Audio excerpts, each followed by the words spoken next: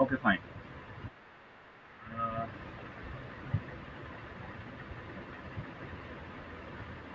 Fine, दो question थे हमारे। लाइक एक क्वेश्चन था हमारा जिसके अंदर 24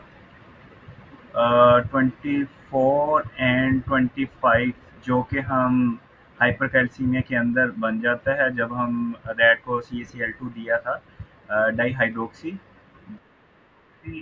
कोलिकाल्सिफ्रोल की जो बात कर रहे हैं हम। ठीक है, di hydroxy cholecalciferol. Okay, D. तो डॉक्टर साहिबा ने पूछा एक्चुअली इसके जो इंजाइम होते हैं they are present in the kidney. ठीक है, वो P450 इंजाइम्स जो हैं these are present in the kidney, so it forms in the kidney. In case of CaCl2 जब हम देते हैं CaCl2 calcium chloride hypercalcemia के केस के अंदर द इनएक्टिव फॉर्म जो हो जाती है हमारे पास विटामिन डी की वो बन जाती है, that is form in the liver. ठीक है, और इसका कोई काम नहीं होता है, ये रीअब्जॉर्प्शन ऑफ कैल्शियम में इन्वॉल्व नहीं होता है, that is the inactive form.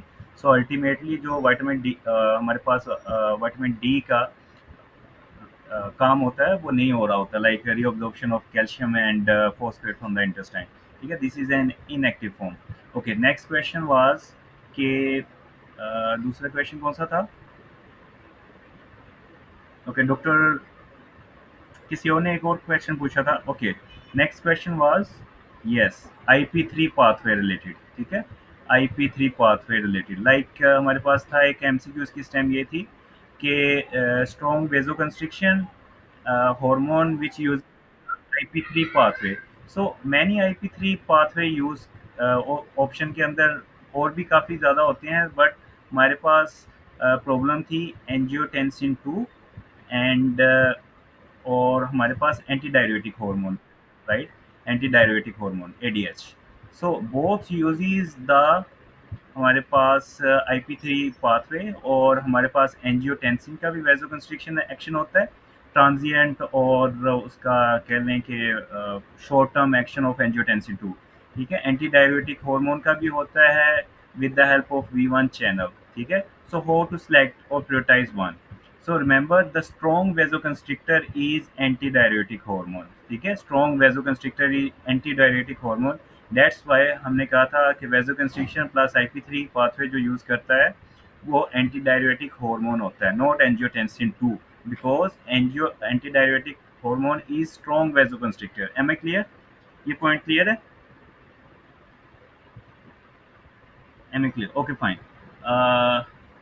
Okay, ये दो हमारे पास क्यूरी थी। आज हम बात करेंगे, we will start from the thyroid से स्टार्ट करते हैं, पैथोलॉजी की बात कर रहे हैं हम। So okay fine.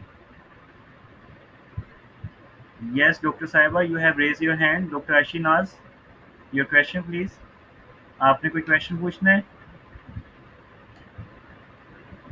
Okay fine.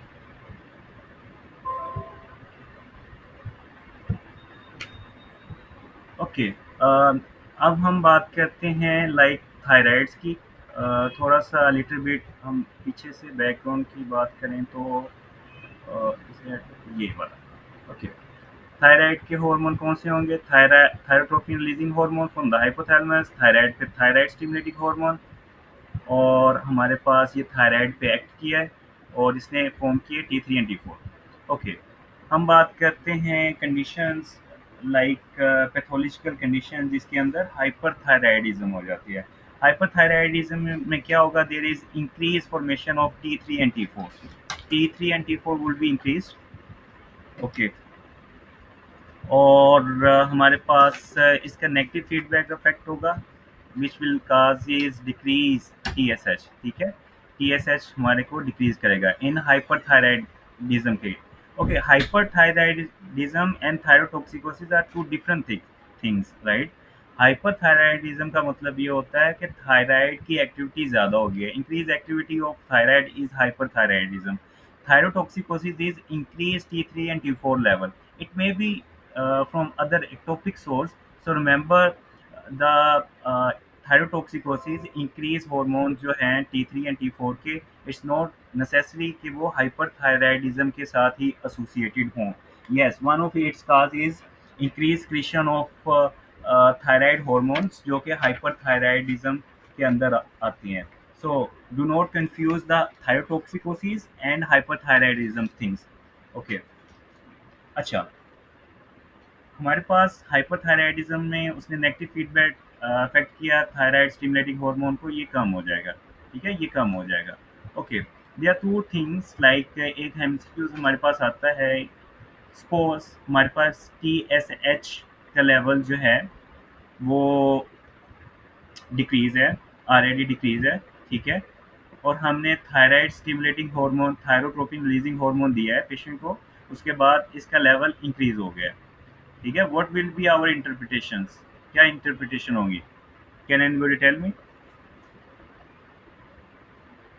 Yes, the cause of hypothyroidism will be the hypothalamus damage, कि हमारे पास हाइपोथैलेमस की डैमेज की वजह से ये थायरोट्रोपिन जो थायरोट्रोपिन रिलीजिंग हार्मोन है जो नॉर्मली निकलता है हाइपोथैलेमस से, वो नहीं निकल रहा, जिसकी वजह से हमारे पास थायराइड स्टिमुलेटिंग हार्मोन नहीं बन रहा एंटीरियर पिट्यूटरी से, और उसने थायराइड ग्लैंड पे एक्ट नहीं कर रहा, जिसकी वजह से T3 एंड T4 की वैल्यू इंक्रीज नहीं हो रही।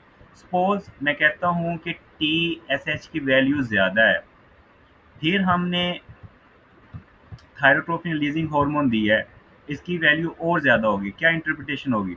What will be interpretation? No, yes exactly doctor Hasan. अब इसका अब इसका मतलब ये होगा कि there is abnormality in the thyroid glands, ये हमारे पास पहले ज़्यादा है, इसका मतलब है कि ये थायरोट्रोपिन रिलीजिंग हार्मोन है वो पहले निकल रहा है, इसी वजह से हमारे पास ये ज़्यादा था।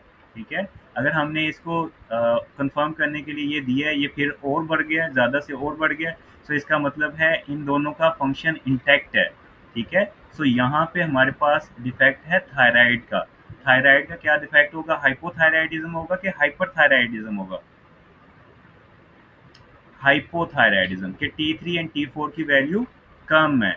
अगर इसकी वैल्यू कम होगी तो डेफिनेटली इसका नेगेटिव फीडबैक इफेक्ट होगा इसके इसका इस पे कि ये ज़्यादा से ज़्यादा इंक्रीज हो। ठीक है, इंक्रीज हो, TSH का लेवल इंक्रीज हो। Okay fine, a little bit.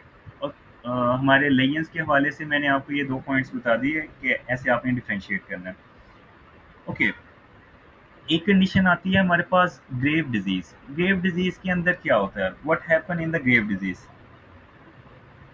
Grave disease के अंदर ना हमारे पास टाइप 2 हाइपर सेंसिटिविटी रिएक्शन होता है ग्रेव डिजीज के अंदर। For example this is a grave disease, bilateral exophthalmos of eye हो जाता है, आई इन्वॉल्वमेंट होती है, विजुअल प्रॉब्लम होती हैं। ठीक है, ग्रेव डिजीज के अंदर टाइप 2 हाइपर सेंसिटिविटी होती है, और थायराइड स्टिमुलेटिंग इम्यूनोग्लोबुलिन बन जाते हैं इसके अंदर। थायराइड स्टिमुलेटिंग इम्यूनोग्लोबुलिन ये क्या करवाते हैं? इसको इंक्रीज, इसकी स्टिमुलेट करवा देते हैं थायराइड को, और ज़्यादा से ज़्यादा T3 एंड T4 हमारे पास बॉडी के अंदर प्रोड्यूस होते हैं। ओके, एक वो एमसीक्यू पूछता है कि ग्रेव डिजीज का पेशेंट है, उसके अंदर which of the following demand increase और यूटिलाइजेशन इंक्रीज हो जाएगी? In grave disease there is increase utilization of oxygen. ठीक है, इंक्रीज यूटिलाइजेशन ऑफ ऑक्सीजन। मैंने कल आपसे क्वेश्चन पूछा था कि BMR basal metabolic rate is maintain by, so किसी ने देखा जाके? मैंने आपको बताया था दैट इज लीवर। ठीक है, and you people one of the students से no sir it is thyroid. ठीक है, so it is maintain by the liver. ठीक है, अगर इंक्रीज थायरोटॉक्सिकोसिस का बात करें तो उसके अंदर हमारे पास इंक्रीज हो जाता है। लीवर जो है वो हमारे पास मेंटेन करवाता है। ठीक है, लीवर मेंटेन करवाता है BMR। थायरोटॉक्सिकोसिस के अंदर हमारे पास BMR इंक्रीज हो जाता है, basal metabolic rate. Okay fine, हमने बात कर ली ग्रेव डिजीज की। अच्छा, एक चीज़ होती है thyroid stone like excessive untreated hyperthyroidism condition है। अगर अनट्रीटेड रख दें तो हमारे पास जो कंडीशन आ जाती है थायराइड स्टोन हो जाती है। ठीक है, उसके अंदर हम बीटा ब्लॉकर और प्रोपाइल थायोडासिल, और हम उसके बाद ये वाली चीज़ें उसको हम दे देते हैं, बीटा ब्लॉकर भी, प्रोपेनोलोल्स। ठीक है, पी थिंग्स हम उसको देते हैं। Okay fine. एक चीज़ होती है लाइक हमने प्रोपाइल थायोडासिल का पढ़ा था एंड मेथिमाजोल का। प्रोपाइलथायरोसिल हाइपरथायराइडिज्म की बात करें इसकी ट्रीटमेंट की, प्रेगनेंसी वाइज वो पूछता है, एंटी थायराइड जो हम ड्रग्स हैं वो देते हैं, प्रेगनेंसी के वाले से पूछता है, गायनी वालों के लिए इंपॉर्टेंट है। ठीक है, तो प्रोपाइलथायरोसिल कौन से टाइमेस्टर में देते हैं हम? दैट इज फर्स्ट, पहले ट्राइमेस्टर, पी फॉर प्राइमरी, पहले ट्राइमेस्टर में देते हैं। इसका साइड इफेक्ट क्या होता है? सेकंड एंड थर्ड में अगर दे दें? हेपेटोटॉक्सिसिटी, ठीक है, हेपेटोटॉक्सिसिटी। और methimazole, that is second and third trimester में, उसके क्या होता है, साइड इफेक्ट क्या होता है? टेराटोजेनिसिटी, ठीक है। विच ऑफ द फॉलोइंग, इन दोनों में से कौन सा ब्लड ब्रेन बैरियर को क्रॉस करेगा and causes the liver fetus damage in the, okay, remember, अगर उसने हमारे पास हेपेटोटॉक्सिसिटी का पूछा होगा ना, दोनों ही जाते हैं हमारे पास ना, दोनों ही जाते हैं। और अगर हेपेटोटॉक्सिसिटी का पूछा होगा तो डेट विल बी हमारे पास अगेन प्रोपाइल थायोरासिल, ठीक है, प्रोपाइल थायोरासिल, अगर वो स्पेसिफाई कर दे। अगर वो स्पेसिफाई नहीं करता तो देन मेथिमाजोल, ठीक है, मेथिमाजोल। ओके, या फिर वो टेराटोजेनिसिटी की बात कर ले तो फिर तो हमने मेथिमाजोल को प्रेफर करना ही है। ठीक है, दोनों क्रॉस कर सकते हैं विद, प्लीज ये ना समझिएगा एक ही मेथिमाजोल ही क्रॉस करता है, दोनों कर सकते हैं। इसी वजह से तो वो ये हेपेटोटॉक्सिसिटी करवाएगा, इसी वजह से तो टेराटोजेनिसिटी करवाएगा वो। ओके, अच्छा, हमारे पास थायराइड स्टोम के अंदर काज ऑफ डेथ क्या होती है? What is the cause of death thyroid storm के अंदर? टेकी एरिथमियास, ठीक है, tachyarrhythmias, yes, tachyarrhythmia हमारे पास हो जाते हैं, that is the cause of death, death. Okay,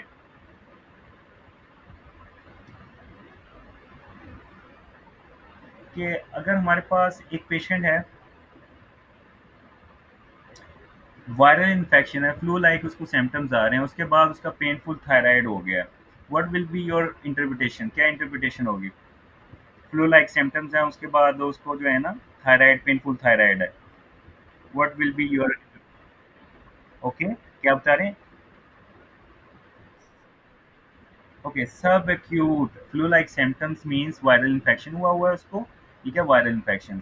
and after viral infection के बाद हमारे पास जो painful you know swelling of thyroid is known as goiter, goiter is swelling of thyroid gland, वो हाइपोथायराइडिज्म भी हो सकती है, हाइपोथायराइडिज्म भी हो सकती है। ठीक है, अगर वो फ्लू लाइक सिम्टम्स के बाद गोइटर की, पेनफुल गोइटर की बात कर रहा है, so that's mean it is de Quervain thyroiditis या सब एक्यूट थायराइडाइटिस, ठीक है, डीक्वर्वियन और subacute thyroiditis. So remember कि वायरल लाइक इन्फेक्शन जो हमारे पास हो रहा होता है, फ्लू लाइक सिम्टम्स आ रहे हैं पेशेंट को, और उसके बाद वो पेनफुल गोइटर की बात कर रहा है, डीक्वर्वियन, और हमारे पास जो सब एक्यूट थायराइडाइटिस है, एक ही दो चीज, एक ही नाम है, दो जो नेम है, ये एक ही चीज के दो नेम है।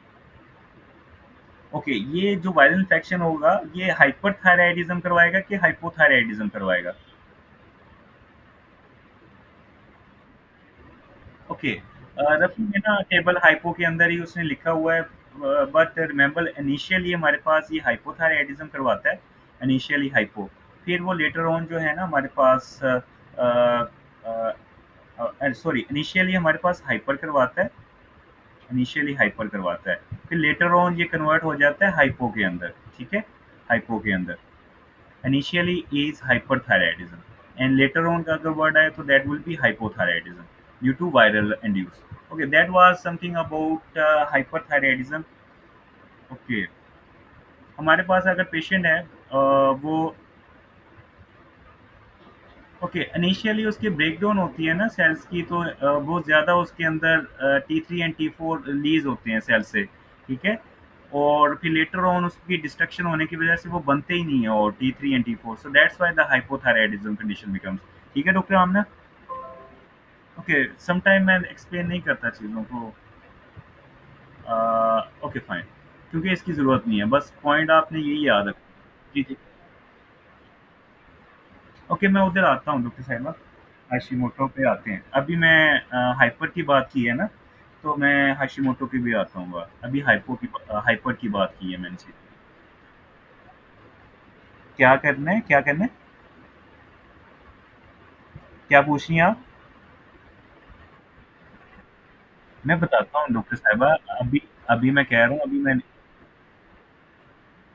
ओके, मैं वो पॉइंट आपको जब डिस्कस करूंगा ना उसके बाद आपका क्वेश्चन होगा, ठीक है? अभी मैंने हाशिमोटो डिस्कस नहीं किया, ठीक है? ओके। ओके, अगर पेशेंट हमारे पास ले रही है, थायरोक्सिन ले रही है, तो उसका हम टेस्ट कैसे डिटरमाइन करते हैं? किस से डिटरमाइन करते हैं? क्या चीज़ देखते हैं सीरम के अंदर? हाँ, नहीं डॉक्टर हसन, आपने कल भी ये मिस्टेक की थी, again you are doing it again repeat, ठीक है? मैं इसीलिए ये दोबारा किया है, सो दैट आपने फिर मिस्टेक किया है। T4 अनबाउंड T4 हम देखते हैं, अगर वो थायरोक्सिन ले रही है। Yes doctor Hunain? Okay fine. T4 देखते हैं, अगर हमारे पास ये हो ना, हमने डिफरेंशिएट करना है hypothyroidism and hyperthyroidism, doctor Hasan, तब हम देखेंगे TSH, ठीक है? तब हम TSH देखते हैं। Doctor Hasan, are you getting me? हाँ, रिमेंबर दैट, ठीक है? ये कंफ्यूज करते हैं, मुझे भी करता होता था जब मैं तैयारी करता होता था। तो जब वो उसने थायरोक्सिन इनटेक, मोटी औरत है, उसने थायरोक्सिन इनटेक का पूछे ना, थायरोक्सिन इनटेक का, उसके बाद हमने सीरम लेवल का पूछे, तो हमने अनबाउंड T4 लेवल को सिलेक्ट करना है, लेवल देखने के लिए, ठीक है? अगर हाइपो एंड हाइपरथायराइडिज्म को डिफरेंशिएट करना होगा, उसके केस में हम TSH देखते हैं, ठीक है? Okay fine. अब दूसरी चीज़ है, एक साइड की मैंने हाइपरथायराइडिज्म की बातें की हैं, अब हाइपोथायराइडिज्म के अंदर आते हैं। बच्चों के अंदर जो कंजेनिटल हाइपोथायराइडिज्म कंडीशन होती है, कंजेनिटल हाइपोथायराइडिज्म, उस कंडीशन को क्या कहते हैं? यस, क्रेटिनिज्म, क्रेटिनिज्म, ठीक है? क्रेटिनिज्म। ओके, अक्सर वो क्रेटिनिज्म में क्या होता है, मेंटली रिटार्डेड होता है, हमने पढ़ा था कि हमारे पास जो unbound T3 active form of thyroid है, वो मेंटली ग्रोथ के अंदर, फीटस की ग्रोथ के अंदर इन्वॉल्वमेंट होता है। तो अगर कंजेनिटल हाइपो थायराइडिज्म होगा, तो उसके अंदर हमारे पास फीटल की मेंटल डेवलपमेंट नहीं होगी, मेंटली रिटार्डेड होगा, ठीक है? सीवियरली मेंटली रिटार्डेड होगा, ठीक है? मेंटली रिटार्डेड, इसी वजह से वो हमारे पास ना क्रेटिनिज्म और ड्वार्फिज्म के अंदर कोडुइज्म जो होता है, क्रेटिनिज्म और ड्वार्फिज्म के अंदर डिफरेंशिएट पूछता है। जो कोडू होते हैं लोग, कोडू तो आपको पता नहीं कितने तेज होते हैं, ड्वार्फिज्म, जिसको ड्वार्फिज्म कहते हैं, ड्वार्फिज्म। तो उन दोनों में क्या डिफरेंस होगा? तो जो क्रेटिनिज्म होते हैं, ये these are severely mentally retarded, लेकिन जो ड्वार्फिज्म होते हैं, these are very active, mentally retarded नहीं होते, बस इनकी शॉर्ट स्टेचर होता है। ओके, इनमें से प्रोट्रूजन ऑफ टंग भी होती है, अम्बिलिकल हर्निया वगैरह, क्रेटिनिज्म के ये पॉइंट्स हैं हाइपोथायराइडिज्म के केसेस में। अच्छा, अ, एक होता है जो अडल्ट के अंदर अगर हाइपोथायराइडिज्म हो, तो उस कंडीशन को क्या कहते हैं? मैक्सिडिमा, यस, मैक्सिडिमा, मैक्सिडिमा, ठीक है? मैक्सिडिमा, अडल्ट के अंदर जो हाइपोथायराइडिज्म कंडीशन होती है, दैट इज मैक्सिडिमा। अच्छा, most common cause of hypothyroidism is congenital hypothyroidism, thyroid dysgenesis, ठीक है? थायराइड डिसजेनेसिस या एजेनेसिस, ठीक है? दिस इज थायराइड डिसजेनेसिस या agenesis. Okay, thyroid dysgenesis, congenital hypothyroidism, thyroid dysgenesis, okay. अब हम दूसरी बात आ जाते हैं, Hashimoto. What is Hashimoto thyroiditis? Hashimoto thyroiditis के अंदर ये होता है कि हमारे पास उसके अंदर भी हाइपोथायराइडिज्म होती है, ठीक है? हाइपोथायराइडिज्म होती है। ये जो डिक्वर्बियन होते हैं, उसके अंदर फ्लू लाइक हिस्ट्री आएगी, हमारे पास हिस्ट्री आएगी, इन्फेक्शन आएगा, फ्लू होगा, या वायरल इन्फेक्शन की हिस्ट्री आएगी, वो डिक्वर्बियन में होगी।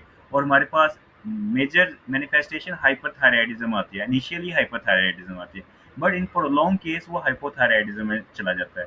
बट इन हाशिमोटो थायराइडाइटिस हमारे पास एक ही हाइपोथायराइडिज्म होती है। उसमें क्या होता है कि हमारे पास एंटीबॉडीज बनती हैं अगेंस्ट द थायराइड ग्लैंड, ठीक है? थायराइड ग्लैंड, और इसको डिस्ट्रॉय करती हैं एंटीबॉडीज, उसको ऑटो एंटीबॉडीज कहते हैं, ठीक है? Auto antibodies. और उनमें से कौन कौन सी होती है?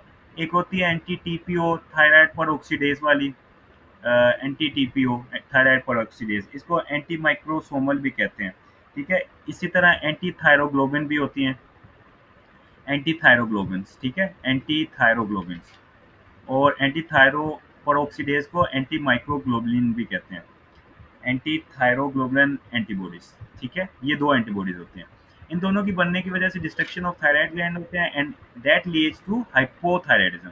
सपोज सिनेरियो ये आता है, प्रेग्नेंट वुमन है, प्रेगनेंसी हुई हुई है उसको, और उसके बाद हाइपोथायराइड की कंडीशन है and serological marker is done. So what will be your diagnosis, क्या डायग्नोसिस होगा आपका? रिमेंबर प्रेग्नेंट वुमन है, ठीक है, इसका कोई लिंक नहीं है, हाइपोथायराइडिज्म इज अ की पॉइंट हेयर।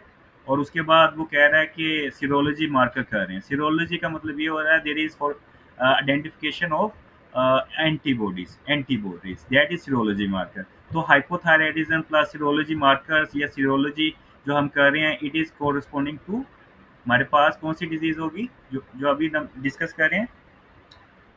हाशिमोटो थायराइडाइटिस, ठीक है। Am I clear doctor, doctor Sahiba, अभी आपको क्लियर हुआ है कुछ चीजें? डॉक्टर नूर, हो गया? या अभी भी क्वेश्चन है कोई? ओके फाइन, ग्रेट, ठीक हो गया। अच्छा, हमारे पास कोई ऐसी ड्रग्स होती हैं जो एंटी अरिथमेटिक ड्रग्स भी हैं, मायोड्रामोन, जो हमारे पास हाइपोथायराइडिज्म करवा देती हैं, मायोड्रामोन, ठीक है, एंटी अरिथमेटिक में मायोड्रामोन। और एक और भी जो एंटीसाइकोटिक के अंदर हम यूज़ करते हैं, लिथियम, ठीक है, लिथियम भी हो जाती है, ठीक है, लिथियम भी हो जाती है। ओके फाइन, ये हो गया। और हाइपोथायराइडिज्म। अच्छा, और भी कुछ? अच्छा, हमारे पास थायराइड में जो फॉलिकुलर सेल्स होते हैं थायराइड ग्लैंड में, वो क्या बनाते हैं? Follicular sales.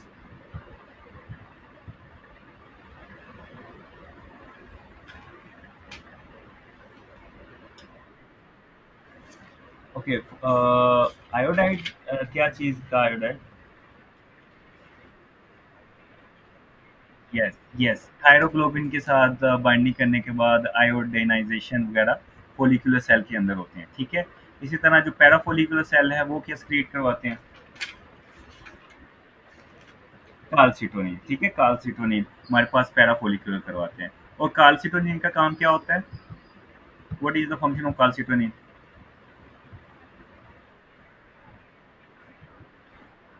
ओके, काल्सिटोनिन का एक्शन इज ऑपोजिट टू किसके होएगा? Parathyroid, okay. सी, काल्सिटोनिन हमारे पास जो है वो कैल्शियम लेवल इंक्रीज करवाता है, डिक्रीज करवाता है, फिर देखें। पैराथायराइड का तो डिक्रीज करवाता है डॉक्टर साहिबा, तो दिस इज डिक्रीज डॉक्टर नूर, ठीक है, इसलिए मैंने पूछा आपको पैरा अपोजिट होगा। पैराथायराइड हार्मोन का क्या काम होता है? दैट इज कि वो रीअब्जॉर्प्शन करवाता है calcium from the kidney directly, ठीक है, इंक्रीज कैल्शियम करवाता है, ठीक है, और हमारे पास फोस्फेट को कम करवाता है, ठीक है, फोस्फेट को कम करवाता है, decrease phosphate and decrease phosphate. और कार्सिनोटोनिन का काम क्या करवाता है? That is decrease calcium, for example. और हमारे पास विटामिन डी का क्या काम होता है? विटामिन डी का कि वो कैल्शियम को भी इंक्रीज करवाता है, इंक्रीज कैल्शियम को भी करवाता है इंटेस्टाइन से डायरेक्टली, और हमारे पास वो इंक्रीज फॉस्फेट भी करवा देता है, ठीक है। So remember these things. हमारे पास फॉस्फेट को डिक्रीज कौन करवाता है? पैराथायराइड। फॉस्फेट थ्रो कहते हैं, phosphate throw. Suppose primary hyper parathyroidism के अंदर क्या हो जाएगा? ओके, मैं ये बाद में बात करूंगा, अभी हम थायराइड का कंप्लीट कर लें। अच्छा, कैल्शियम की हमने बात कर ली इसके साथ, ठीक है, काल्सिटोनिन का डिक्रीज करवाता है। ओके, अगर हम ट्यूमर्स की बात करें, हमारे पास ट्यूमर कौन कौन से होते हैं? Thyroid tumour, tumour.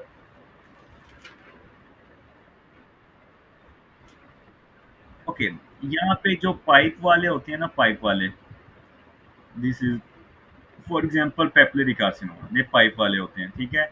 पाइप के आगे मैं ऐसे इसको डाल के ना, ऐसे रेडिएशन एक्सपोजर कर देता हूँ इसको। So due to radiation exposure की वजह से, ठीक है, और यहाँ पे इसकी, यहाँ पे ना मैं ऐसे आईज बना देता होता हूँ, ऐसे, this is an I inside the radiation, ठीक है। सो ये आई बना देते हैं ऐसे, ये आई, ठीक है। Suppose this is an I inside orphan any I appearance post radiation, और ये डक्ट बनाई हुई है papillary pipe, okay. Vitamin D ये करवाता है इंक्रीज कैल्शियम, इंक्रीज फोस्फेट, ठीक है, दोनों को इंक्रीज करवा देता है। अच्छा, ये जो पाइप मैंने आपको बताया पेपिलरी कार्सिनोमा, पाइप लिम्फेटिक इसकी ड्रेनेज होती है, स्लो स्लो जाता है, स्लो ग्रोइंग ट्यूमर है, स्लो स्लोली जाता है, पोस्ट रेडिएशन एक्सपोजर होता है इसका, ऑर्फन एनी न्यूक्लिया इसके अंदर होते हैं, ठीक है, एंड समोमा बॉडीज, पी समोमास बॉडीज इसके अंदर पाई जाती हैं। सो दीज और you can remember these points about papillary carcinoma. Papillary carcinoma क्या होता है, स्लो ग्रोइंग होता है, उसके बाद ऑर्फन एनी आई न्यूक्लियस होती है, और स्मोमा बॉडीज होती हैं, पोस्ट रेडिएशन एक्सपायर, ये हमारे पास पेपिलरी कार्सिनोमा होते हैं, ठीक है। और उसके बाद हमारे पास एक होता है जो दिस इज द पास पास से भी हम याद करते हैं, एंड फार फार, ठीक है, फोलिकुलर कार्सिनोमा जो कि फार फार जा रहा है। फार फार कैसे जाएगा, when directly goes into the blood, blood circulation, ठीक है, this is a blood vessels, और फार फार जा रहा है, that is follicular carcinoma, far far, ठीक है। So blood invasion, blood circulation में कौन सा होता है, दैट इज हमारे पास फोलिकुलर कार्सिनोमा। ओके, एमसीक्यूज आता है वो to differential follicular adenoma and carcinoma, उनकी मैनिफेस्टेशन एक ही तरह की होती है, बट ओनली डिफरेंस इज के फोलिकुलर कार्सिनोमा इन्वेड करता है कैप्सूल को इन्वेड कर देता है थायराइड के, ठीक है। इसी तरह ये आता है कि थायराइड कौन सी फेशिया के अंदर मूव कर रहा होता है, thyroid that is pre tracheal fascia, ठीक है, प्री ट्रेकियल फेशिया के अंदर हमारे पास ये मूव कर रहा होता है। ओके, और हमारे पास जो प्रीट्रेकियल फेशिया का होता है वो कौन सी मीडियास्टिनम में इन्फेक्शन स्प्रेड करता है, दैट इज अंटीरियर मीडियास्टिनम, ठीक है। अंटीरियर मीडियास्टिनम में ये प्रीट्रेकियल फेशिया का अगर पोस्टीरियर टू प्रीट्रेकियल फेशिया हो तो कौन सी मीडियास्टिनम में जाएगा, एंटीरियर मीडियास्टिनम। ओके, ये कैंसर हो गया, मैंने आपको ये पेपिलरी का बता दिया और फोलिकुलर का बता दिया जो कि फार फार होता है, ब्लड इन्वेजन में इन्वॉल्व करता है। और एक होता है हमारे पास मिड्यूलरी कार्सिनोमा, ठीक है, जिसमें कार्सिटोनिन ज़्यादा होता है, मैंने आपको बताया था मिड्यूलरी कार्सिनोमा। मिड्यूलरी कार्सिनोमा में क्या होता है, कार्सिटोनिन ज़्यादा हो जाता है, मैंने पहले ये पॉइंट डिस्कस किया। और किस डिजीज़ के अंदर मिड्यूल कार्सिटोनिन हम देते हैं,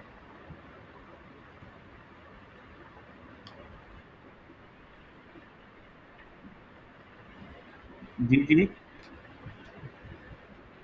paged disease, Paget's disease, okay, thank you doctor Hasan. बाकियों की आवाज़ नहीं आई मुझे ना, यस, बख्तावर सुथर, ओके, आप कहाँ पे थी, काफ़ी दिनों के बाद नजर आई हैं, खैर।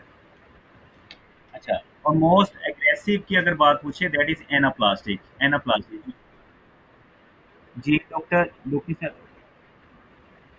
ओके, कोई क्वेश्चन आपका, okay, please mute yourself, doctor, हाँ,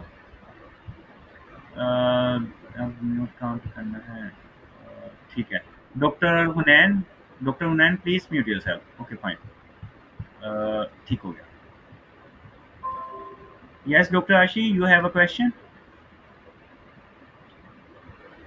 ओके फाइन, ये हो गया हमारे पास। अच्छा, मैंने ये वो बात कर ली, ठीक हो गया, मेडुली कार्सिनोमा, कौन से वाला कौन सा है, एनाप्लास्टिक का मैं बता रहा था कि हाईली एग्रेसिव है, हाईली एग्रेसिव, अगर पुअर पुअर प्रोग्नोसिस की बात करें, हाईली एग्रेसिव की बात करें, एनाप्लास्टिक, ठीक है, एनाप्लास्टिक उसको कहते हैं। अगर हमारे पास गुड प्रोग्नोसिस की बात करेगा वही पाइप वाला, जो हमारे पास पेपिलरी कार्सिनोमा होता है। ओके फाइन, ठीक है। एक ना नर्व के हवाले से भी एमसीक्यूज आता है, फॉर एग्जांपल कैंसर हुआ है, हमने थायराइडेक्टमी की है पेशेंट की, या अपर लोब की सर्जरी की है, या थायराइडेक्टमी की है, या काटा है, या हमने उसका अपर लोब की सर्जरी की है, कौन सी नर्व इन्वॉल्व होगी, एक्सटर्नल लैरेंजियल नर्व, ठीक है, एक्सटर्नल लैरेंजियल नर्व। कब कब होगी, दैट इज अपर लोब की सर्जरी कर रहे हैं या थायराइडेक्टमी कर रहे हैं, एक्सटर्नल लैरेंजियल नर्व। ओके, अगर लोअर लोब की सर्जरी कर रहे हैं थायराइड की, या ट्रेक्योस्टमी कर रहे हैं, ठीक है, या ट्रेक्योस्टमी कर रहे हैं, तो ये रिकरेंट लैरेंजियल नर्व, ठीक है, रिकरेंट लैरेंजियल नर्व। और हमारे पास आर्टरी ऊपर कौन सी इन्वॉल्व होगी, इंफीरियर थायराइड आर्टरी, और यहाँ पे inferior thyroid artery, inferior thyroid artery. Okay, अभी मैं उधर नहीं जा रहा कि वो कहाँ से ड्रेन होती है, क्या करती हैं, जस्ट अभी ये वाले पॉइंट्स मैंने थायराइड के साथ बता दिए। ओके, अगर हमारे पास कोल्ड नेड्यूल बन रहा है थायराइड के अंदर, तो cold nodule will indicate, cold nodule कब इंडिकेट करते हैं, क्या इंडिकेट करते हैं, कि there is decrease uptake of, हाँ, डिक्रीज रेडियो एक्टिव आयोडीन जो होती है ना उसको कोल्ड नड्यूल का मतलब ये नहीं होता कि हाथ लगाने से वो बर्फ की तरह ठंडे हों, ठीक है, दैट इज नॉट कोल्ड नड्यूल। इसका मतलब ये है कि रेडियो एक्टिव आयोडीन जो है उनको अपटेक नहीं कर रहे, so that are most likely pointing toward carcinoma. तो सीटी स्कैन हम उसको कोल्ड नड्यूल के साथ देखने के लिए मेटास्टेसिस और उसके कार्सिनोमा की कंडीशन की वजह से हम सीटी स्कैन को प्रेफर कर देते हैं। Okay, that is cold nodule carcinoma associated होते हैं। ओके, अब हम थोड़ा सा हमने थायराइड की बात की है, थोड़ा सा उसके बाद पैराथायराइड की बात करते हैं। अगर हमारे पास थायराइड के अंदर लाइक डिक्रीज हाइपोथायराइडिज्म हो रहा है, हाइपोथायराइडिज्म कौन सा टेस्ट करेंगे to diagnose the hypothyroidism? Serum TSH level देखेंगे, ग्रेट। ओके, अगर हाइपोथायराइडिज्म हो रहा है और हमारे पास प्राइमरी हाइपोथायराइडिज्म हो रहा है, ठीक है, तो कौन सी वैल्यू विल बी इंक्रीज्ड, क्या इंक्रीज होगा? मैं ऑप्शन देता हूँ आपको। थायराइड स्टिमुलेटिंग हार्मोन या हमारे पास कोलेस्ट्रॉल, कोलेस्ट्रॉल। ओके, क्वेश्चन क्या था मेरा? What was my question? Okay, yes doctor Uma, अब आप कह रहे हैं प्राइमरी हाइपोथायराइडिज्म के अंदर कोलेस्ट्रॉल ज्यादा होगा। Hypo hyper okay, primary hyperthyroidism के अंदर कोलेस्ट्रॉल ज्यादा होगा। ओके, मैंने वैसे क्वेश्चन हाइपोथायराइडिज्म का पूछा था, नॉट हाइपरथायराइडिज्म। और कोलेस्ट्रॉल कभी भी हाइपरथायराइडिज्म के अंदर इंक्रीज नहीं होता डॉक्टर साहिबा। यस, ये रिमेंबर कीजिए, हाइपोथायराइडिज्म तो ब्लंडर है, उसके अंदर तो हमारे पास इंक्रीज ब्रेकडाउन ऑफ कोलेस्ट्रॉल होगा, that is hypo associated things, ठीक है, हाइपो एसोसिएटेड। अब मैंने एक पॉइंट दिया है कि प्राइमरी हाइपोथायराइडिज्म की बात कर रहा हूँ, प्राइमरी हाइपोथायराइडिज्म दोनों में से क्या इंक्रीज होगा, प्योरिटी क्या होगी? Okay doctor Hasan, yes great, that is thyroid stimulating hormone. अगर प्राइमरी हाइपोथायराइडिज्म की बात करेगा, इसका मतलब है that is due to thyroid gland में अबनॉर्मेलिटी है, नॉट अदर काज, कोई और काज नहीं है, उसने स्पेसिफाई कर दिया, तो दैट विल बी टीएसएच। अगर वो हमारे पास जस्ट हाइपोथायराइडिज्म का वर्ड यूज करता है और फिर वो पूछता है which of the following will be increase, that will be the cholesterol, because the हमारे पास उसने स्पेसिफाई नहीं किया कि ये हाइपोथायराइडिज्म प्राइमरी है या सेकेंडरी है, ठीक है, so that will be the cholesterol. Okay fine. Next, अच्छा, पैराथायराइड ग्लैंड्स की बात करते हैं। थायरोटॉक्सिकोसी में किसका मेटाबॉलिज्म इंक्रीज हो जाता है, किनकी सिंथेसिस ज़्यादा हो जाती है, कार्बोहाइड्रेट, प्रोटीन या fat?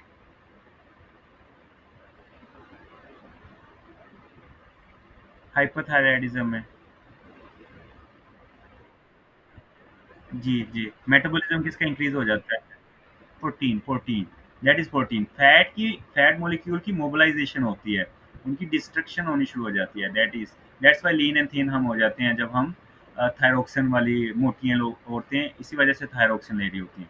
Okay fine. Parathyroid, what is parathyroid gland? Parathyroid के बारे में बहुत मसला करता है जी, एमसीक्यूज आते हैं, ये पीछे पड़े होते हैं, दो सुपरफिशियल होते हैं, दो इंफीरियर होते हैं। मैंने आपको बताया था कौन से फोर्स से ड्राइव करते हैं सुपरफिशियली, सुपरफिशियल वाले कौन से ड्राइव करते हैं? यस, सुपरफिशियल इज फोर्थ और इंफीरियर दैट इज थर्ड, ठीक है, इंफीरियर थर्ड से, थर्ड फ्रेंजियल, फ्रेंजियल पोउच हैं प्लीज, फ्रेंजियल आर्चेज नहीं है, फ्रेंजियल पोउच हैं, PP pharyngeal pouch, it is not arches, ठीक है। अच्छा, अब ये क्या कौन सा हार्मोन निकाल लेंगे? पैराथायराइड हार्मोन, ठीक है, पैराथायराइड हार्मोन। इसका काम क्या होता है पैराथायराइड हार्मोन का? किडनी पे ये एक्ट करेगा, किडनी पे ये क्या करवाएगा, for example this is the kidney, और हमारे पास, यस, हमारे पास कैल्शियम की रीअब्जॉर्प्शन करवाएगा, कैल्शियम को इंसाइड करेगा, कैल्शियम को, और हमारे पास फॉस्फेट को थ्रो करेगा कि फॉस्फेट ज़्यादा जाए, ठीक है, इसके अंदर PO2, PO4, फोस्फेट। ओके, और इंटेस्टाइन में क्या करवाएगा? इंटेस्टाइन के अंदर that is reabsorption of calcium with the help of vitamin D. ठीक है, कैल्शियम की reabsorption with the help of vitamin D, this is an indirect effect on the intestine parathyroid hormone को। अगर मैं कहता हूँ पैराथायराइड हार्मोन ज़्यादा हो गया तो इसको कहता हूँ प्राइमरी हाइपर पैराथायराइडिज्म। ठीक है, अगर due to abnormality in the parathyroid gland के अंदर लाइक एडिनोमा हो गया है, एडिनोमा वगैरह कोई और पैराथायराइड हाइपरप्लेजिया वगैरह हो गया है, वो जो कंडीशन हमारे पास इंक्रीज पैराथायराइड हार्मोन करवाती है उसको कहते हैं प्राइमरी हाइपरथायराइडिज्म। अगर हमारे पास पिट्यूटरी ग्लैंड की अगर हो तो सेकेंडरी इंक्रीज क्रिएशन हो सेकेंडरी, और अगर हाइपोथैलेमस से हो तो वो टर्शरी हाइपरपैराथायराइडिज्म होगा। Am I clear? ये क्लियर है? प्राइमरी सेकेंडरी टर्शरी क्या होते हैं? सपोज मैं प्राइमरी की बात कर रहा हूँ, उसके अंदर पैराथायराइड हार्मोन ज़्यादा होंगे तो क्या मैनिफेस्टेशन होगी सीरम के अंदर? क्या होगा? इंक्रीज कैल्शियम लेवल हो जाएगा, calcium level will be increase and phosphate level will be decrease. ठीक है, फोस्फेट लेवल हमारे पास डिक्रीज हो जाएगा।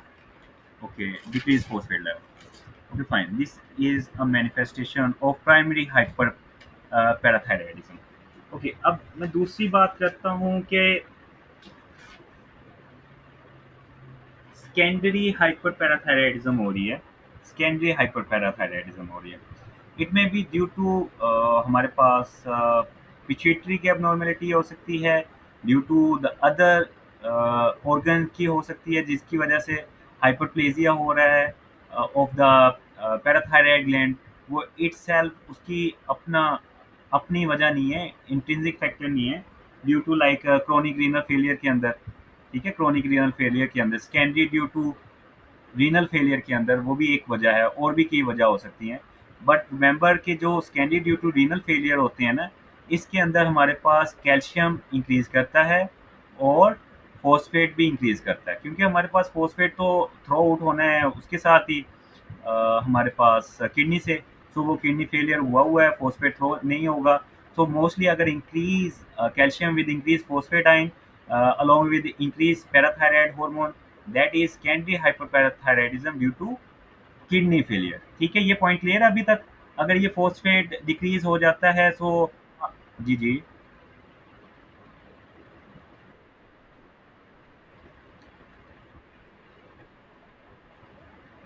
ओके, सेकेंडरी हाइपरपैराथायराइडिज्म की बात कर रहा हूँ। Okay fine, yes you are right, that is calcium हमारे पास डिक्रीज हो जाता है, डिक्रीज कैल्शियम। ओके, हमारे पास जो दो चीज़ें होती हैं, एक होता है कैल्शियम। ओके, आज तो हाथ नहीं काम कर रहे। एक होता है फोस्फेट, एक होता है पैराथायराइड हार्मोन। ठीक है, पैराथायराइड हार्मोन, तीन चीज़ें हैं ये वाली। रिमेंबर, प्राइमरी के अंदर हमारे पास ये इंक्रीज होगा, ये डिक्रीज इंक्रीज होगा, और ये डिक्रीज होगा। ठीक है, प्राइमरी के अंदर। सेकेंडरी के अंदर दो चीज़ें बढ़ेंगी, ये इंक्रीज होगा और हमारे पास फोस्फेट इंक्रीज होगा। टर्शरी के अंदर तीनों बढ़ जाएंगे, एक, दो और तीन, तीनों बढ़ जाएंगे। ठीक है, क्या क्या है, और ये जो कैल्शियम सेकेंडरी के अंदर दैट विल गोस डिक्रीज। ठीक है, ये डिक्रीज हो जाता है। You are right doctor Noor. Primary के अंदर जस्ट ओनली हमारे पास पैराथायराइड हार्मोन इंक्रीज करता है, और उसके बाद हमारे पास उसका जो एक्शन है that is reabsorption of calcium and release of phosphate, वो हो रहा है। हमारे पास secondary hyperparathyroidism due to renal failure, उसके अंदर फॉस्फेट थ्रो आउट नहीं हो रहा, और हमारे पास there is insufficient reabsorption of the calcium from the kidney, that is decrease calcium and increase phosphate। ठीक है, however there is also increase in parathyroid hormone। ठीक है, so that will indicate due to renal failure। अगर renal failure नहीं है हमारे पास, there are chances कि हमारे पास हाइपरपैराथायराइडिज्म सेकेंडरी ड्यू टू अदर काज है, तो ये हमारे पास डिक्रीज कर जाएगा। ठीक है, this is a complicated thing. बस वो renal failure, CPSP renal failure के बारे में ही सेकेंडरी हाइपरपैराथायराइडिज्म का क्वेश्चन पूछता है और नहीं पूछता। और ये भी पूछता है कि अगर रीनल फेलियर के अंदर केसेस होगा कौन से ग्लैंड्स की हाइपरप्लेजिया हो जाता है। तो वो कौन से ग्लैंड की हाइपरप्लेजिया होती है? पैराथायराइड ग्लैंड्स की, पैराथायराइड। ठीक है, पैराथायराइड ग्लैंड्स में। अगर टर्शियरी रीनल फेलियर है, टर्शियरी हाइपरपैराथायराइडिज्म है, रिमेंबर तीनों चीजें बढ़ जाती हैं, calcium phosphate and parathyroid hormone. Okay. एक मैंने आपको सूडो पैराथायराइडिज्म की बात की थी, सूडो पैराथायराइडिज्म। उसके अंदर क्या होता था? मैंने कल बात की थी सूडो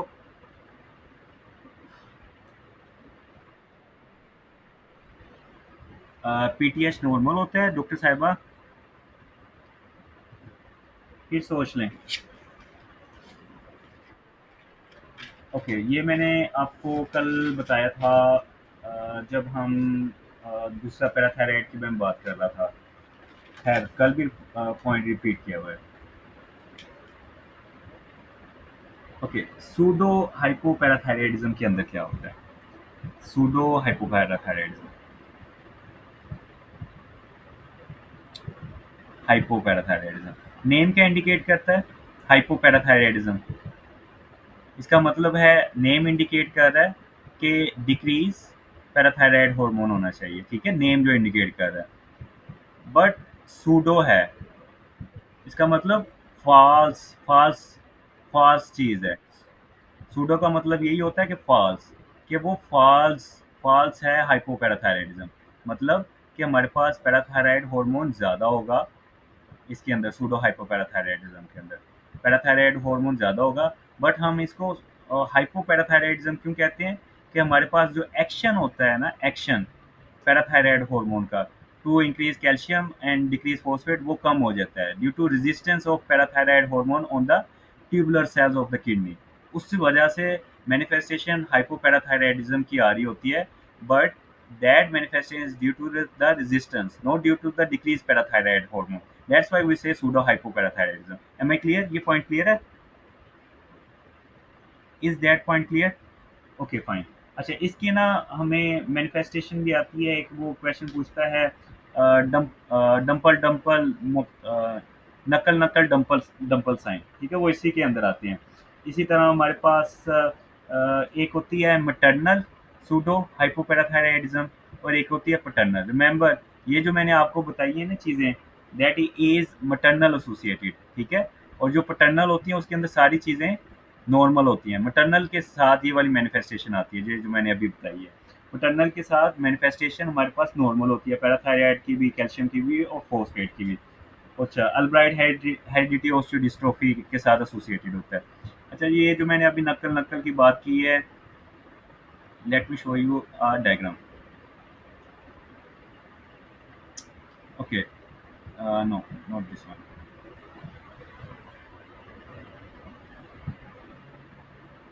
दिस वन। ओके, नक्कल, ये देखिए सूडो हाइपोपैराथायराइडिज्म के अंदर ये वाला साइन आता है, जस्ट फॉर इंफॉर्मेटिव पर्पसेस के लिए। That is knuckle, knuckle, dimple, dimple sign, pseudo hypoparathyroidism type one.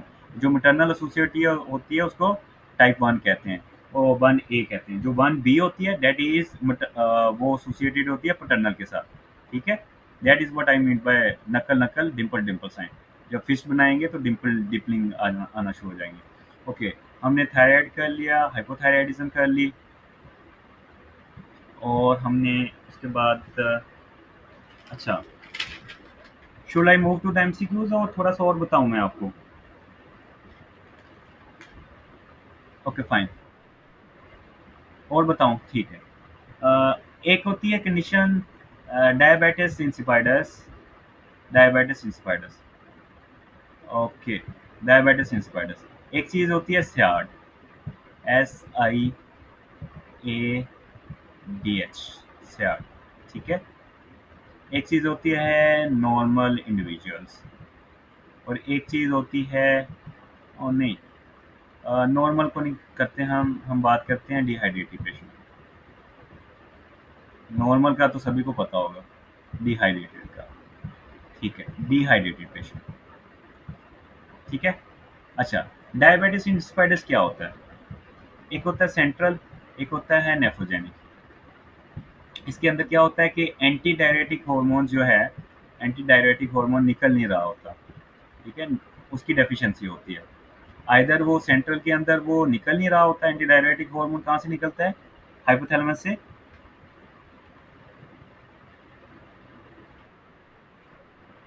Hypothalamus से पूछा, आप उस चीज़ की तरफ जा रही हैं। नहीं, सुप्रा ऑप्टिक मैंने आपको बताया नहीं है, ऊपर देखना, आप ऊपर देख रहे हैं, आँखों से ऊपर देख रहे हैं, पानी ऊपर से नीचे। सुप्रा ऑप्टिक मैंने याद करवाया था, सुप्रा ऑप्टिक। सुप्रा ऑप्टिक, ठीक है? सुप्रा ऑप्टिक होता है, न्यूक्लियस से हाइपोथैलेमस से निकलता है। सो वहाँ पे हाइपोथैलेमस में डैमेज होता है, स्टोर होता है, दैट इज़ पोस्टीरियर पिट्यूटरी में, पिट्यूटरी साइड्स में, नर्व एंडिंग में, और फिर पिट्यूटरी साइड से रिलीज़ होता है ये। ओके, खैर, सुप्रा ऑप्टिक न्यूक्लियस सेंट्रल में उसमें डेफिशिएंसी है, जिसके बाद एंटी डायरेटिक हार्मोन नहीं लिखा रहा है। ओके, डायबिटिस इंसिपिडस में प्यास ज़्यादा लगती है, रिमेंबर, ज़्यादा से ज़्यादा प्यास लगेगी।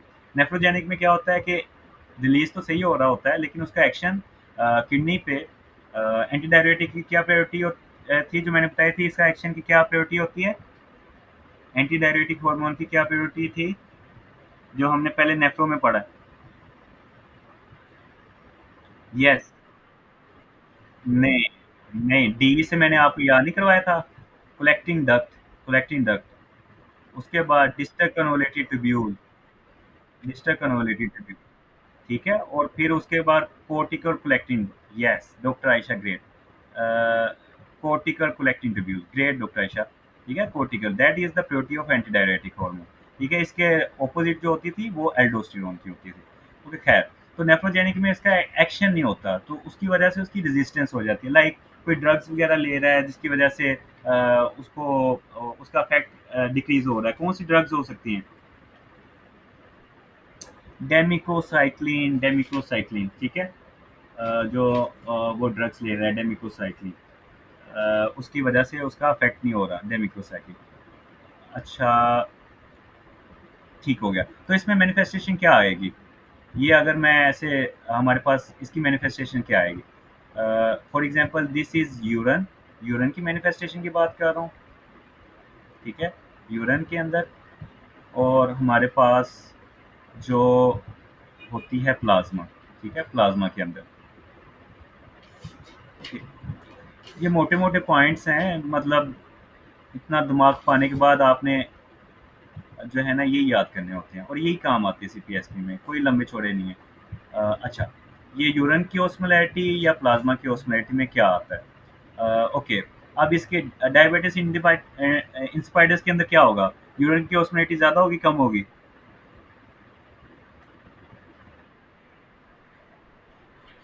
ना डॉक्टर साहिबा, क्या कह रही हैं? डिक्रीज होगी ना। What is osmolarity? ऑस्मोलैरिटी तब हमारे पास क्या कहते हैं, that is due two molecules की वजह से, जो मॉलिक्यूल की वजह से जो हमारे पास चीज़ आती है, कंसंट्रेशन ऑफ सोल्यूट्स, उसको हम कहते हैं ओस्मोलैरिटी, ठीक है? अगर हमारे पास वाटर ज़्यादा हो जाए, ओस्मोलैरिटी कम हो जाती है। सोल्यूट ज़्यादा हो जाए तो ओस्मोलैरिटी ज़्यादा हो जाती है। या मैं ये कह दूँ, ज़्यादा कब होगी? सोल्यूट ज़्यादा हो जाएंगे या पानी कम हो जाए, ओस्मोलैरिटी ज़्यादा होगी। कम कब होगी? या तो पानी ज़्यादा हो जाए या सोल्यूट कम हो जाए। एम ए क्लियर कि ओस्मोलैरिटी ज़्यादा कम का क्या मतलब होता है? Is that clear? Okay, fine. अब यहाँ पे देखें, ये एंटी डायरेटिक हार्मोन जो है उसने रीअब्जॉर्प्शन ऑफ वाटर ही नहीं की, ठीक है? तो उसकी वजह से ज़्यादा यूरिन में पानी जाएगा, तो इस ज़्यादा यूरिन में पानी जाने की वजह से उसकी ऑस्मोलैरिटी कम हो जाएगी। फ्लूइड वॉल्यूम ज़्यादा हो गया, ऑस्मोलैरिटी कम हो जाएगी। प्लाज्मा के अंदर क्या होगा? प्लाज्मा की ऑस्मोलैरिटी क्या होगी? ज़्यादा से ज़्यादा पानी लॉस हो रहा है, तो उसकी ऑस्मोलैरिटी ज़्यादा हो जाएगी, ज़्यादा हो जाएगी। तो इसी वजह से पेशेंट को ज़्यादा से ज़्यादा प्यास लगती है, ज़्यादा से ज़्यादा हमारे पास वो पानी भी पीता है, प्यास भी लगती है, ज़्यादा यूरिन भी आ रहा होता है उसको। अच्छा, इसी इसी तरह अगर पॉलीडिप्सिया एंड पॉलीयूरिया की मैं अगर डिफरेंशियल में और क्या आना चाहेगा? मेजर जो डिफरेंशियल होना चाहिए आपके पास? Diabetes mellitus. Why you why you people are not pick this? This is a very common thing. Polydipsia and polyuria, ये तो सबसे पहले आपको पता होना चाहिए। उसमें क्यों पोलीयूरिया होता है? Because of defective reabsorption of glucose.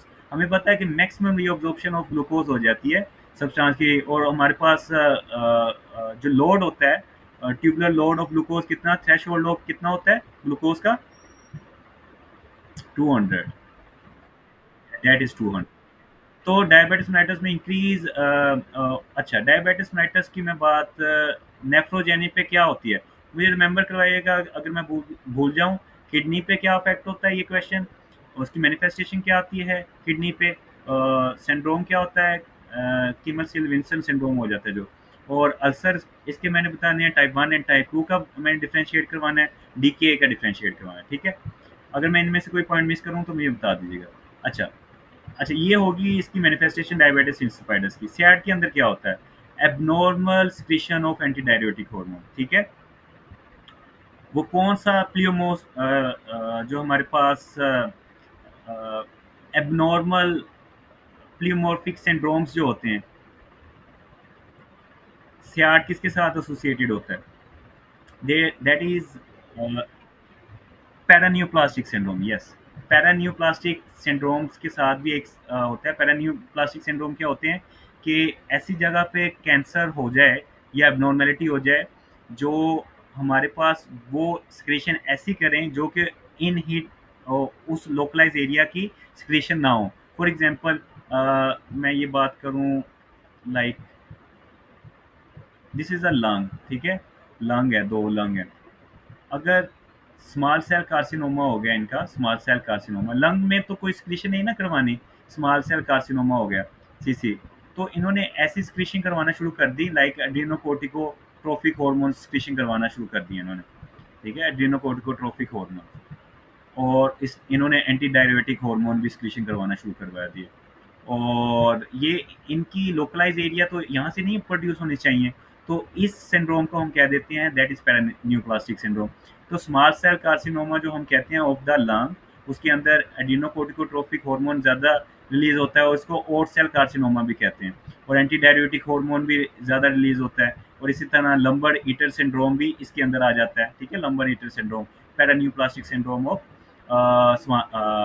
Lung, small cell carcinoma of the lung, ठीक है, और जो कि पैरान्यूप्लास्टिक सिंड्रोम के अंदर आते हैं। इसी तरह स्क्वेमस सेल कार्सिनोमा की बात करें, उसके अंदर हमारे पास ectopic parathyroid parathyroid hormone hormone releasing hormone releasing factor release होता है, parathyroid hormone releasing factor, so that will cause increase calcium level, ठीक है, increase calcium level. This is again a paraneoplastic syndrome of the lung in case of squamous cell carcinoma of the lung, ठीक है। अगर small cell carcinoma हो रहा है, small cell carcinoma हो रहा है तो ये वाले होंगे लंबर ईटन, एडीएच, एड्रीनोकोर्टिकोट्रोपिक हार्मोन, ठीक है। इसी तरह हमारे पास इक्टोपिक थायराइड हार्मोन किस पैरान्यूप्लास्टिक सिंड्रोम के अंदर रिलीज होते हैं, ectopic thyroid hormone, that is squamous cell carcinoma of the larynx. और भी बड़े होते हैं लेकिन सीपीएसपी लेरिंक्स का पूछता है, ठीक है। मैं जो आप सीपीएसपी पूछ रहा है उसको मैंने आपको याद करवाना, squamous cell carcinoma of larynx, this is the paraneoplastic syndrome of larynx, ठीक है। इसमें एक्टोपिक थायराइड हार्मोन आते हैं, तो एक्टोपिक थायराइड हार्मोन प्रोड्यूस होंगे T3 एंड T4। तो इस कंडीशन को हम हाइपरथायराइडिज्म कहेंगे कि थायरोटॉक्सिकोसिस कहेंगे।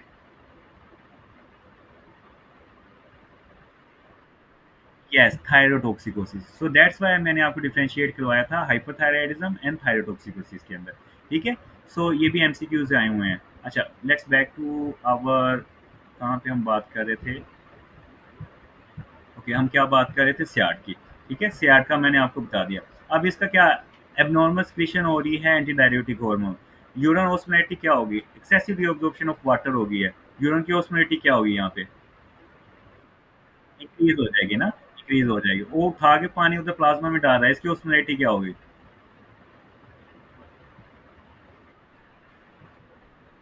प्लाज्मा की डिक्रीज हो जाएगी, क्योंकि वो यूरिन से रीअब्जॉर्प्शन करवा के कैपिलरीज के थ्रू प्लाज्मा के अंदर जा रहा है, सो डेफिनेटली हमारे पास ये प्लाज्मा की ऑस्मोलिटी कम हो जाएगी।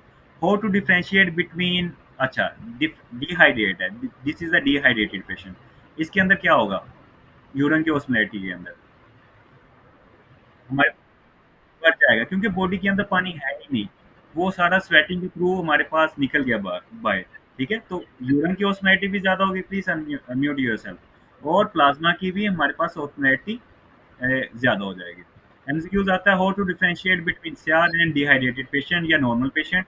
So that will be, please mute yourself. Please mute yourself. Dr. Rana Zishan, please mute yourself. Okay fine, thank you.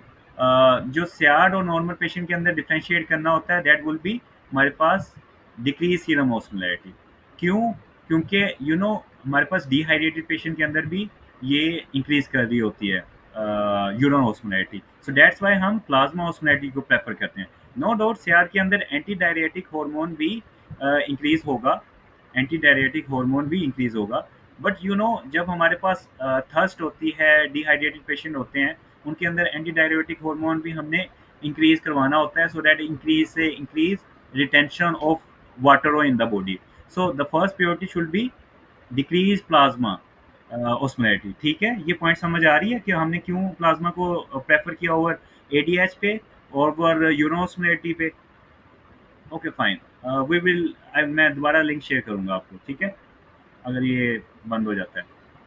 अच्छा, दूसरी चीज़ एक ये पूछता है कि how to differentiate between diabetes insipidus and normal या नॉर्मल इंडिविजुअल, कैसे हम डिफरेंशिएट करवा पाएंगे?